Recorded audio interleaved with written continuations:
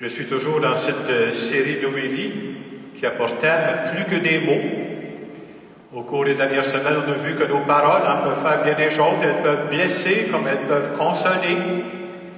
La semaine passée, on voyait à travers l'histoire des trois passoires comment c'est important de bien filtrer nos paroles parce que nos paroles ont de l'impact. J'espère qu'on a tous fait l'expérience, en tout cas moi ça m'est arrivé dans notre vie, à un moment donné d'avoir quelqu'un qui nous a encouragés, une parole d'encouragement, soit par un professeur, soit par notre mère, par notre père. Il y a des paroles qui nous restent marquées. Ça montre l'importance des paroles. Et aujourd'hui, à travers la parole de Dieu qu'on entend, on veut nous dire que quand on prend la parole de Dieu au sérieux, là, c'est vrai là, ce qu'il nous est dit, ça nous amène à bouger dans notre vie. Alors aujourd'hui, c'est la fête de l'Ascension.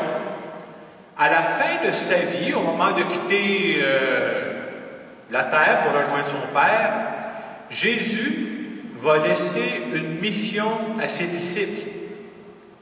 Et ce qui est important de se rappeler que les disciples de Jésus aujourd'hui, c'est nous autres. Alors, c'est aux chrétiens d'aujourd'hui, à l'Église d'aujourd'hui, que Jésus confie cette mission. Et qu'est-ce qu'il dit dans l'Évangile? Jésus dit, allez, de toutes les nations, faites des disciples. Et ce qu'on peut comprendre à travers ça, c'est à partir du moment où dans ma vie, j'ai goûté au bienfait d'avoir Dieu dans ma vie, là, puis je vois comment ça me fait du bien à moi, mais j'aimerais ça que d'autres vivent cette expérience-là aussi. Et c'est quoi cette expérience-là? L'expérience, c'est de croire d'abord et avant tout que notre vie, que ma vie à moi, c'est pas du hasard. Dieu a voulu que nous existions. Non seulement Dieu a voulu que j'existe, il y a un plan pour ma vie. Il y a un grand rêve pour chacune de nos vies. On croit que ce qui est fondamental dans notre foi, c'est que Dieu a envoyé son Fils Jésus sur la terre. Il est mort sur la croix par amour pour nous autres, puis il a pardonné d'avance toutes les erreurs qu'on était pour faire. Puis on nous dit qu'il nous aime à la folie telle que nous sommes.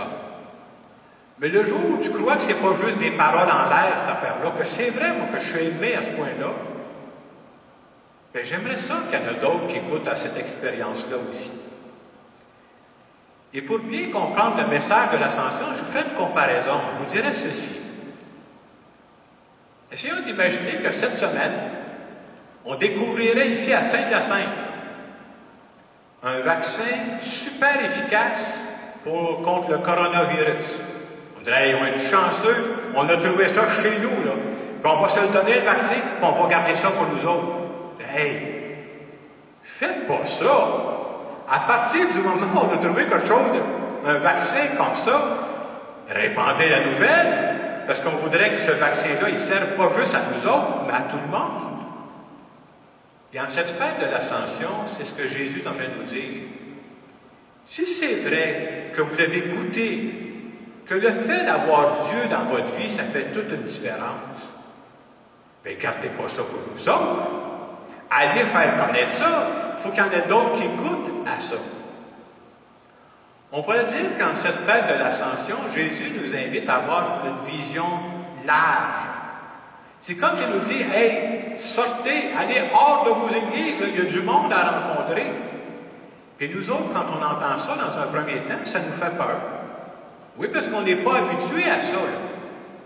Mais Dieu vient nous dire, vous savez, si je vous demande quelque chose, si je vous confie cette mission-là, soyez assurés que je vais vous donner le bon équipement pour la remplir, la mission. Soyez assurés que je vais vous accompagner, puis que je vais vous donner tout ce que vous avez besoin pour remplir cette mission-là. Vous savez, pendant la période de pandémie qu'on vit présentement, il y a beaucoup de personnes qui se posent des questions. Et vous savez que c'est signe de santé de se poser des questions, c'est très bon. Si vous posez des questions, là, vous êtes en bonne santé. Et les questions qu'on se pose présentement sont peut-être beaucoup plus profondes que celles qu'on se posait il y a 3 mois. Il y a 3 mois, je voulais savoir si le Canadien fait une série. Et on est plus sûr. Il y a des gens qui se posent des questions, c'est quoi le sens de ma vie? Ça rime à quoi, ça, cette affaire-là? Je pensais que ma sécurité, c'était ma job. Je pensais que la sécurité, c'était ma police d'assurance. Puis je me rends compte que tout ça est peut-être en train de revoler. Où est-ce qu'elle est, ma sécurité?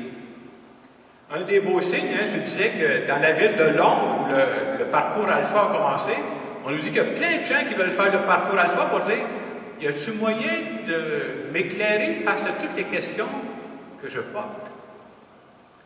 C'est bien beau de dire, Jésus qui dit, allez par le monde entier, puis faites-moi connaître, là, qui on est, nous autres, pour remplir cette mission-là. On n'a pas tous des doctorats en théologie, puis je ne suis pas sûr que ça prend des doctorats en théologie pour répondre ça. Hein. Mais ce qui est beau quand on regarde la parole de Dieu, quand on lit la Bible, on dirait que Dieu a souvent choisi des gens qui n'avaient pas le bon profil pour accomplir des missions. Je vous donne des exemples. Quand Dieu a choisi Abraham pour guider son peuple, Abraham n'avait pas le bon profil, il était bien trop vieux, il était trop tard. Dieu l'a choisi quand même. Quand Dieu a eu à choisir quelqu'un pour guider son peuple, pour le faire sortir d'Égypte, parce que le peuple est en esclavage, il dit, je vais me trouver quelqu'un qui va aller négocier avec le Pharaon. Il faut qu'il lève de bonne heure pour aller négocier avec le Pharaon. C'est qui que Dieu a choisi? Moïse. Savez-vous que Moïse, il bégayait? C'est-tu le bon gars pour aller négocier, là? Moïse n'avait pas le bon profil. Dieu l'a choisi quand même.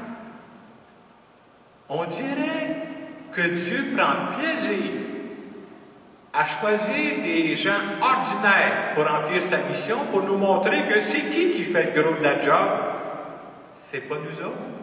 Le gros de la job, c'est Dieu qui l'a fait. Ça, c'est un message important pour nous. Vous savez, on n'a pas à imposer notre foi. Non, on n'impose pas notre foi. Mais on peut permettre aux autres de goûter à ce que l'on vit aussi. Et la meilleure façon pour que les autres aient le goût de goûter à ça, il faut être authentique. Ce que les gens recherchent en 2020, c'est clair, clair, clair. On veut des personnes authentiques. Si je parle de ma foi, puis ça a l'air d'une affaire de claquer, les gens vont le sentir, donc je ne veux rien savoir de ça. On n'a pas besoin de ça.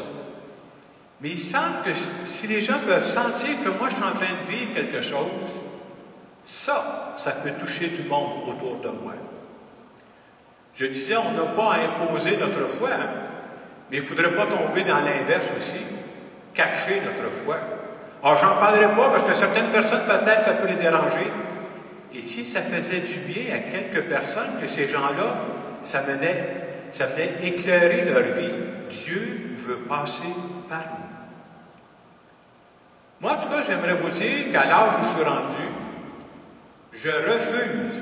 je refuse de laisser tomber les futures générations. Pourquoi? Parce que j'aimerais ça qu'eux aussi connaissent le vrai Dieu. J'aimerais ça qu'eux aussi sachent que Dieu les aime. J'aimerais ça qu'ils sachent, eux autres aussi, là, que Dieu a pardonné d'avance toutes les erreurs qu'ils vont faire. C'est ça le Dieu d'amour. J'aimerais ça qu'ils sachent que s'ils sont en vie, si Dieu a permis qu'ils soient en vie, c'est parce que Dieu a un plan pour leur vie. Dieu a un rêve pour leur vie. Et moi, c'est pour ça qu'avec d'autres personnes, on ne fait pas ça tout seul. Bien, j'ai le goût, moi, de travailler à bâtir une Église plus vivante pour rejoindre les futures générations. Et vous savez ce que je demande dans ma prière, moi, de ce temps-là? Je suis un marcheur, puis je marche de bonne heure le matin. Je dis à Dieu, là, si tu pouvais juste ajouter à notre équipe, là, 2-3 personnes qui ont le feu sacré, là, moi, je pense que ça pourrait faire une grande différence. Parce que moi, je crois que, vous savez, des petites allumettes, là, c'est pas gros ça, des petites allumettes, là. Moi, je pense que des petites allumettes, c'est capable d'allumer un grand feu. Et la parole d'espérance que Jésus nous donne aujourd'hui, c'est de dire, je vous annonce que je vais être avec vous tous les jours jusqu'à la fin du monde. Il ne nous laissera pas tout seul. C'est lui qui fait le gros de la job. C'est pour ça qu'on peut avoir de l'espérance.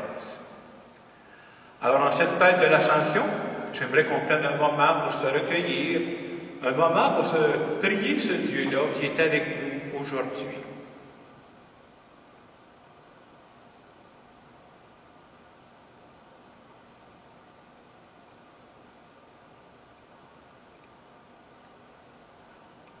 Seigneur Jésus, je veux te dire que je suis content que tu fasses partie de ma vie.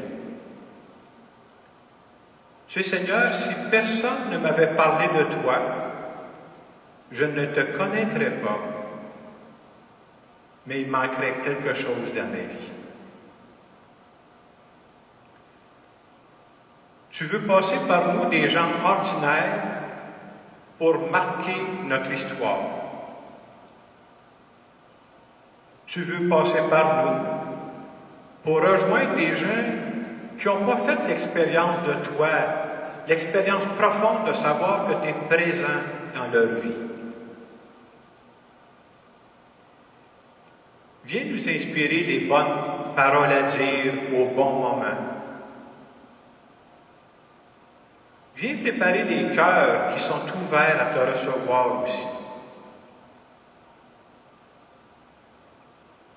Et je veux te dire merci de nous avoir choisis pour faire partie de ton grand rêve d'amour pour le monde. Merci d'avoir confiance en nous. Amen.